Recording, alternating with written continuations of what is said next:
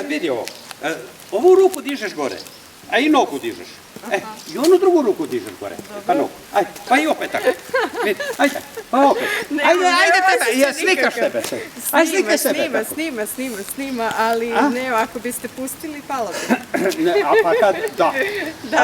Ali, mnogo si se nagnula napred. Mnogo, pazi, one uvek mora da ti budu u potiljaku.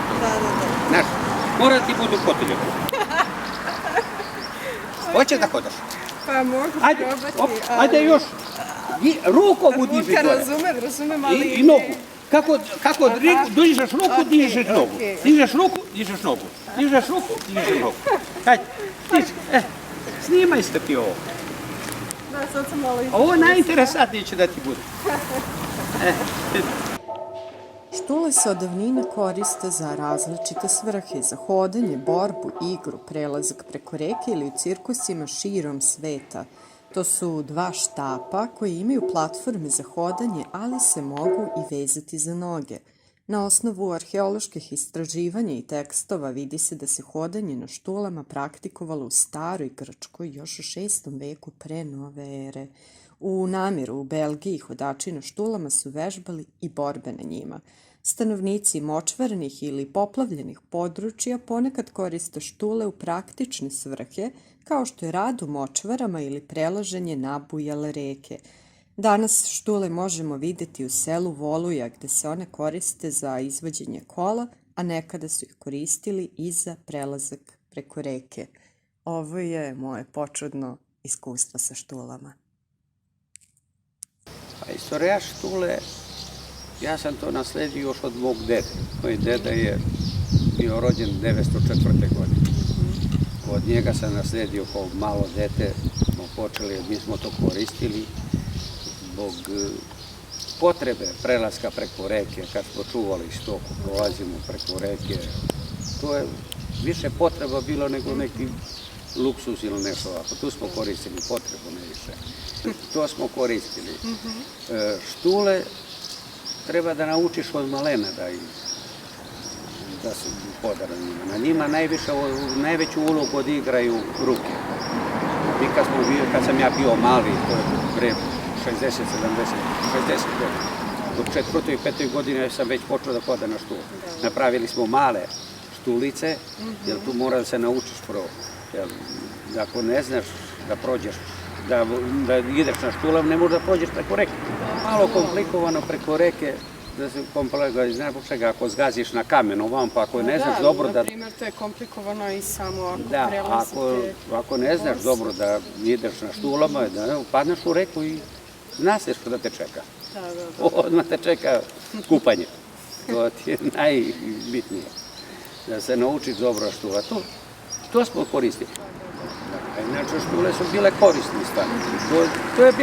Kod nas je bila štula zamena za čizme, gumene čizme.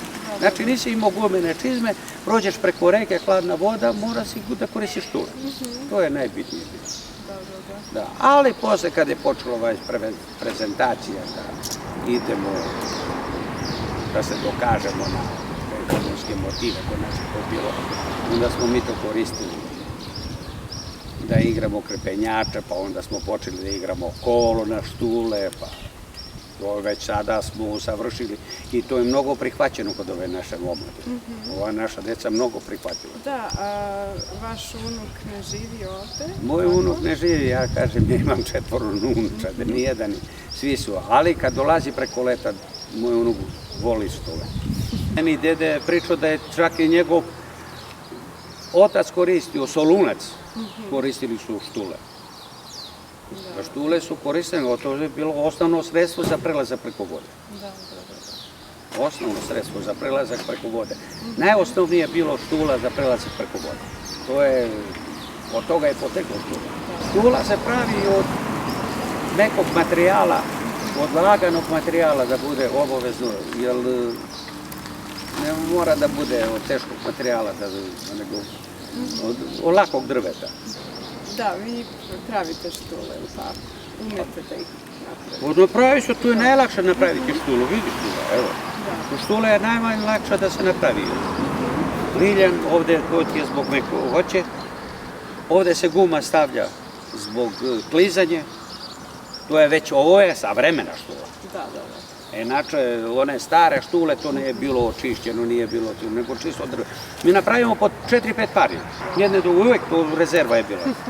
To smo koristili za rezervu, za štula. I kažete da je balans zapravo na rukama.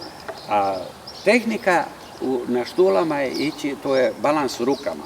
Prvi put kad počeo, kad sam ja počeo kao dete, kao baska, unuk moj, oni, ovako male štulice se prave. Jer uloga u štulama je ruke. Ako ne dižeš ruku, džaba ti dižeš nogu. Jer ne možeš ti noga ostajati dole ako ne dižeš. Znači, ruke, najveću ulogu u tome igraju ruke. Možda i kad igraš i kad prođeš preko reke.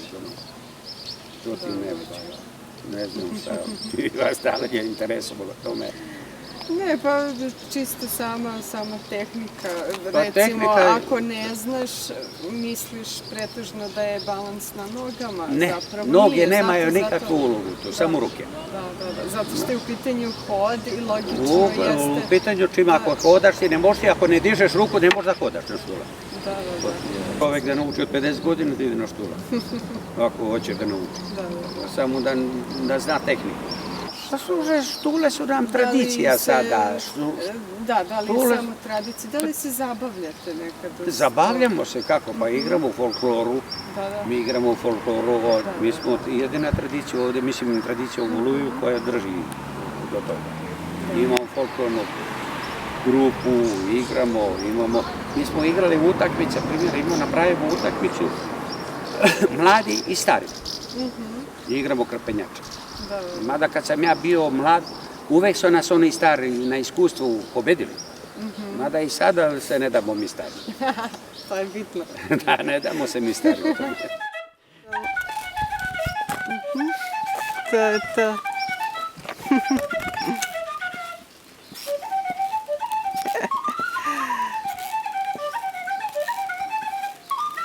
Možda igramo,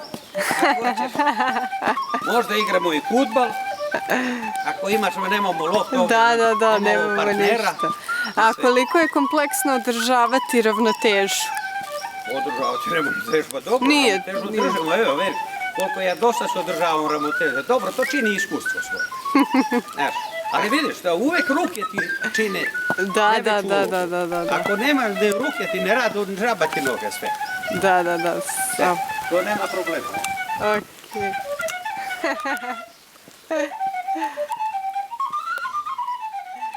Sjajno.